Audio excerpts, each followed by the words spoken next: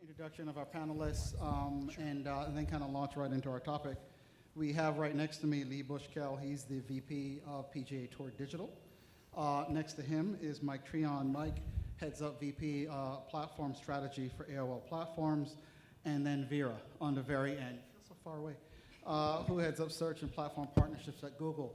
I think what you'll hear, and we talked a bit before the panel, is three kind of very different views on not just the word convergence, because we've also agreed we don't like the word, but just three very different views of mobile, what mobile has become, how they view mobile. And so with that, I'm actually gonna start with you, Lee. I think, at PGA Tour, when you think of mobile, most of us think, yes, it's our utility device, we can do things, we can search, we can do other things, but tell us a little bit about how you guys think about kind of this convergence, if you will, at PGA Tour, and if that's even the right term. For us, convergence is only a means of how we think about it in the terms of our overall strategy, not as on platform. Just to give you a little background, as many of you know, the PGA Tour is basically the professional golf league. And we have a challenge in our business, and that is that we play golf, Thursday through Sunday over about 8 hours or about 50 hours a week. And television's only on for 12 to 15. So right now, Brendan Todd is leading the McGladrey Classic in Sea Island at 4 under. He's played 12 holes, but television doesn't start until 3 o'clock today. So for us, digital is the first screen for approximately 75% of the hours that we have live competition. So for us, mobile is a way for us to provide information at your fingertips wherever you are. And so we've always treated it as the primary screen on the digital side. So, and then that's not even talking about the 100,000 people who will attend the event, of which it's a 250-acre, venue, not a baseball diamond or a football field where you can't see what's going on outside of what's in your direct line of sight. So mobile is in a way that they hear a roar across the golf course, how they figure out what happened with video and with data. So, for us, we've always thought about each platform separately, each platform together as far as providing coverage of our sport. And so taking that, Mike, at AOL, you've kind of got two personalities, right? You've got the kind of traditional HuffPo media business, and you've got the kind of AOL digital platform, everything from programmatic to you name it. When you hear, what you think about digital and how things have come together, what are you hearing or talking to advertisers about? How does this play through for people trying to reach those audiences? Yeah, for us in AOL, it's kind of a twofold story as well. From one is the approach from the ad tech side of the business and how do we leverage technology to solve it, but the other piece of the business and the content and how our consumers interact and where our marketers place their message is about leveraging that technology to enhance and solve the problems of convergence, what device individuals are on, but still having a brand focus to that and a creativity message. So we focus a lot on how technology can help creativity, and for sure divergence or convergence of devices and screens is a big problem that our customers need to solve, marketers and advertisers, and we look at it from kind of a dual view is how do you solve it with technology, but how do you retain that kind of creativity and immersive experience in situations like what Lee mentioned. And Vera, we've talked a bit about kind of the cross-platform nature of things, and yes, search, discovery, always a key part of everything in our lives, but I think one of the things that you touched on in some of our conversations prior to this is adding intelligence to it, because mobile means a lot of things to a lot of different people. Can you touch on some of that a bit for us? Yeah, for sure. So first I want to say we're kind of sitting at this point in time that is super exciting. We have 1 billion activations on Android, and we're seeing hundreds of millions, and then soon billions of people coming online. And so that's really exciting for content creators, for developers, for apps. But at the same time, when you look at the current status, Users have about 33 apps on average that they've downloaded, and they use just a third of them. And then you have another situation where 20% of your apps you only open once. And so we're at an exciting time for sure, and developers have the kind of cheapest way right now to be able to distribute content, but we're not doing a great job of putting the content in front of the user. And so at Google and on my team specifically, what we think a lot about is that intelligence. How do we actually drive re-engagement and discovery for content creators like you across these many, many different platforms? Great, thanks. You know, every new medium borrows from the old. When TV was new, you know, the early ads were people standing up, kind of reading advertising content, because that's what we kind of understood off of radio. As we kind of get into the mobile world, and kind of hearkening on your comments, Lee, does digital unto itself, not just digital content, but the medium, the mobile unto itself, does it force a different thinking on content creation? Do you have to think about creating it differently, or do we just do what we did? We've got this thing in display, we just kind of reform it and chuck it at users. Does it force a rethinking of how you present, how you engage, how you develop, kind of a fan of the content? I'll answer that question as both a product guy and, you know, about 4 years ago I moved to the dark side of advertising sales, so I've had to come up with that same thing as well. It's not the dark side. Yes, so, you know, I think from the product side it does, because it's a different form factor. You're using it in a different environment. Your need state of the consumer is different. And I think you have to reduce everything down to utility. I think one of the reasons why, you know, the app utilization is not surprising on a percentage basis, because it's the same percentage of people who watch channels on cable, right?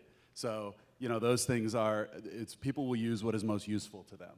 And so one of the only metrics, we know that we focus on reaching a large audience, but we also focus a lot on frequency. How many times when we roll out an update are people accessing the application? Again, we've got live scoring, which I call golf crack cocaine. And so, you know, people check it all the time. They check it when they're supposed to, and they check it when they're not supposed to, in meetings, driving the car, doing other things.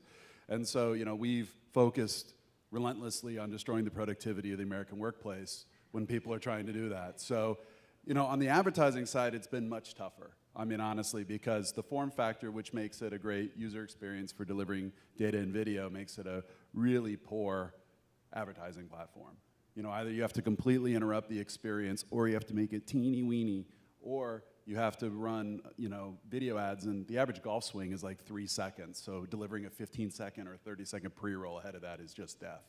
So, you know, I mean, for us, we feel like on the product side, we've moved there, and we're continuing to iterate. But on the ad side, we're still waiting for that. So in some ways, it's both it's a simplifying factor, but it also kind of complicates things in many other ways. Fair summary. Absolutely. Mike, any comments there? Yeah, I mean, I think from the technology side too, is what's easy is not always right, and can somewhat be limiting. I think when, you know, mobile came out and location-based was so big, and then we got to a point that it was, if all this device is going to be as a delivery vehicle for coupons of what's around you is going to be, you know, so limiting. So I think taking the same approach that you take with content and delivery of content, and having that focused on the ad delivery side is pretty important. So like we think about that with like formats and experience. It can't be interruptive, and it has to engage with the content the same way it does whatever screen it's on. So I think, you know, from a technology standpoint, technology and the availability of data and what data is out there can move fast and quick, but may miss the creativity and the actual user benefit side of both content and advertising. Yeah, you mentioned kind of a parallel with TV. What's interesting about mobile is that the kind of 10 blue links just doesn't cut it anymore. Your smartphone just isn't very smart right now. And so when we talk about the intelligence of Google search on top of a platform like Android, there are some things that we just have to do at the core before we move into some of the really interesting integration points across different platforms like wearables and auto and TV. And that kind of core thing that we have right now is app indexing. So when we talk about re-engagement and discovery, Google can't really do that on Android unless apps have the kind of core Internet 101 app indexing integrated. And then on top of that, you start building really interesting experiences. So things that my team works on are very consumer focused, but by building consumer focused products, you're able to actually start introducing content and apps and re-engagement into that. So some examples are things like music actions. When you do a search for Drake and you have the TuneIn app integrated, you can immediately go into the TuneIn app and start listening to Drake. We have an integration with United, where when you arrive at the airport, through Google now, you can actually use your watch or your mobile device to immediately check in with your boarding pass. And then we have other integrations like that across mobile and search. I can list many, but the kind of core in order to get your content across Google search is making sure that that content is actually indexable. So we start with that kind of basis, and then we're moving across these really interesting consumer products where apps become a really key driver. Thank you. When we think of that word that Shelley hates, convergence, are we really seeing right now, sitting in the middle of a major shift to really just mobile, right? Is that what we're actually witnessing? Versus, yes, you've got digital, and digital can go anywhere, content goes anywhere. You've got all the rights management issues that we struggled with 10, 12 years ago, but is this really, I wake up in the morning and my first device is my phone or my iPad. What does that mean? You think forward a bit. What does that say for, yes, we've got content is fragmented. Yes, it fragmented audiences. Yes, devices fragmented everything. Now what do we do? Like, how do we manage or transact in a world of flyby messaging, glanceable data and information? What does that mean for us kind of moving forward? If you think back and you take this forward, what do you guys see happening? And you won't be tested in 5 years and blamed for it, although this is being recorded. But what do you see? Yeah, sure. So at Google, we don't think about it just as a mobile device. Again, I mentioned you'll see billions of people moving onto devices in the next couple of years, and it doesn't have to be just your mobile device. I mean, last week we announced Nexus 6, Nexus 9, and a Nexus player. We have a system across Android Auto where we have 30 partners already signed up within the auto space. We have Android TV, and we have distribution of Android across these different devices. So we don't see it just limited to mobile, and we think that certain applications are more relevant to certain experiences across all of these devices. And then in terms of how apps and developers and content can reach their audience across these different devices, we have things like Google Now, which gets you content. It's kind of almost like the future of search if you think about it. If we're being intelligent, we're able to actually get you content before you having to actively search for it. And so that content may be actually relevant across different devices. And Google Now is integrated across all of them. So you're beginning to see these kind of connection points, but we don't see it just as one device. Yeah, I think what the challenges that we're forced to solve because of the mass amount of time spent on mobile devices and the opportunity there are going to fuel kind of an agnostic approach to screen. Mobile or not, it's going to be enhanced, but the problems that we're looking to solve now about individuals and data and having data that works across screen and individuals that are identifiable across screens is what I think we're betting on for television, linear, connected devices. Screens don't matter, and it's format and presentation on the content and ad delivery side, and it's not going to work or be measurable or be accountable or attributable unless the data is connected and you have an understanding. So I think at least for us, and if you look at Google and Facebook and what everyone's doing, it's about individual marketing, and I think that's fueled by this the convergence, the need for marketers and content developers, publishers to understand a user across screens, be able to deliver and communicate appropriately. But I think paves the way for pure device agnostic movement in the future. So we have an audience of there's some CMOs sitting out there. So you're a CMO, you just kind of figured out this digital thing, and you've got the programmatic thing going on, and now you're hearing, oh God, I got to get this mobile thing together. I just figured out the social thing. It all becomes part of the media mix, all becomes a part of a balancing act. The amount of data that is generated in general by today's, let's say, human, that's generated today, is that one-to-one marketing. We heard in the very first panel, discussion, I think it was with Deepa from Rakuten, that you go to the bank and there's a personalized message, and that's a very one-to-one thing. But in a distributed environment, distributed content, I control what I want when I want it.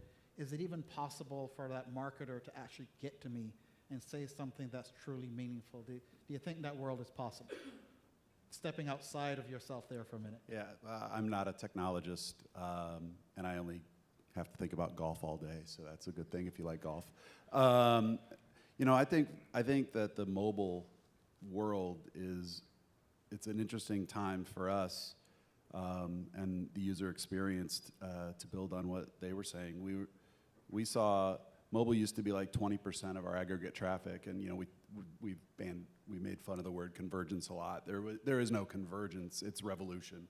Mobile has just destroyed the desktop, and so we're now it's now almost flipped for us. So we have to think a lot about that as a content brand. We redesigned all of our platforms, mobile first, desktop second, which is crazy. And for us, that only applies to us when you're at a tournament.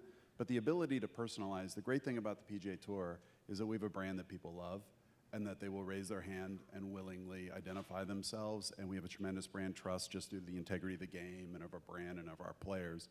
So I think there is a lot of opportunity, and we have been looking like, what does that mean for us as a brand? Because I think when you're looking as a CMO, you've traditionally used vehicles like sports and sponsorships and things as a way of carrying your brand to consumers. Well, now that we have this ability to have this data, and I think data feels very impersonal. I mean, it's a trust relationship. If somebody is interacting with your content, and if they're attending your event, and if they're doing other things, they're in a relationship with you. We have not yet ever been able to take advantage of that yet. And I think that relationship is going to build the next foundation of sponsorship. We reach an individual that is a high net worth consumer that's a business decision maker. And so when you look at the ability for us to build very tight relationships with a very qualified set of people, I think that's going to be very attractive if we can find the right way to do it. And that's the very hard part, is like, what is the right way to do it? Yeah, I think it's the PGA is a great example, or any brand. I mean, that's the hitch to be able to leverage that data and do it in a way that's not invasive but additive to the consumers, about making that brand a service, right? And if you collected a massive amount of data as a CMO and sent me a coupon that's not relevant, or a coupon when I don't use coupons is going to blow it up. But if you look at the massive amount of data that we give up to get something back that's enriching and connects you with the brand, and anybody can sell books, but Amazon tells me what book I want, right? That recommendation is a service that brand has put on top of it that makes my data more valuable to them. And I think that's true of publishers and how much they know about me and what I do across screen. Is the more they can activate, and I can continue the content where I left off on my second device, or for a brand and large CPG, is how are they continuing to engage in autos, and how do they leverage that data to make their brand part of a service for me, and leverage that. I think that's when you start exploiting multiple devices, and not exploiting, but enabling interactions, and You're just slipped. Yeah. This is actually one of my favorite subjects. So when you talk about data, I mentioned app indexing, so the ability to index your app, and I mentioned the kind of importance of Google being able to drive re-engagement for you if that happens. I mean, we're not doing that just to get data. What we see is ABC News integrated app indexing, and 90% of their search clicks are now going directly into their app as a result. And so it's not, in any integration point you have on mobile, when you're asking for data, you need to have valid reasons why it's driving a lot of benefit for developers. And so that's a perfect example of how we're trying to drive people back into your app. Yeah, apps is would take another 15 minutes. Yeah. Because unto itself, it's, I mean, you've essentially boiled content down to specifically exactly what I want, exactly when I want it, no matter when. And so it's completely kind of time shifted. I remember there's a whole DVR debate of time shifting. I think apps has kind of ruined it in some ways, in that I can get anything I want now really when I want it. I guess, you know, one of the challenges yet to be solved, and we won't solve it up here, is how do you take all of that and actually bring it to a brand and either extend a message, reinforce a message, be a part of the marketing mix in such a way that you're still relevant and still kind of carrying that message through. And there are a lot of bright minds in the room that I think are going to solve for it. In a few minutes we have left, any parting comments, anything you'd like the audience to kind of their takeaway from this, and I'll start with you, Mike, in the middle, is how should they be thinking about the opportunity that is in front of them as it regards to convergence of mobile? Yeah, I think to your point about, you know, I think it's about working together, you know, to the point of the CMO and how they're going to solve this massive amount of data is a newfound relationship with a chief technology officer, a chief information officer, and on the creative side, it's, you know, how are the folks who are developing the creatives and the messaging tapped into the technology that's available. So I think it's starting to, like, you know, break down silos and cross divisional lines of saying, okay, this technology can now influence the creative, or this data can now influence, you know, a media mix model or a very high level marketing strategy objective. So I think those are groups that haven't worked in the past that need to work in the present for this to actually work for a brand. Great. Vera? I just want to say I think we're at a really exciting time. Again, you're seeing this kind of explosion of people getting on mobile, and then it's still kind of 33 apps, you know, a third of which are actually accessed. I think we can do better, and we're really just at the beginning. And so I'm really excited to be working on that, and I want to hear from you guys. Google works really closely with our partners, and please, we'd love feedback, and we want to hear more from you. Lee, last word, and we're out of here. I just think it's about democracy now with mobile. I mean, you know, the fact that people are jumping the rails and taking different paths. For example, brands are now content creators. We as a brand, you know, I mean, there's just, all the roles are changing right now. I completely agree, Vera. It's so exciting. You know, I've been in this business a long time, and it's just truly, I think, an inflection point where 5 years from now we'll look back and be really just, there's some amazing stuff going on. Great. Thank you very much. Ladies and gentlemen, round of applause. Thank you.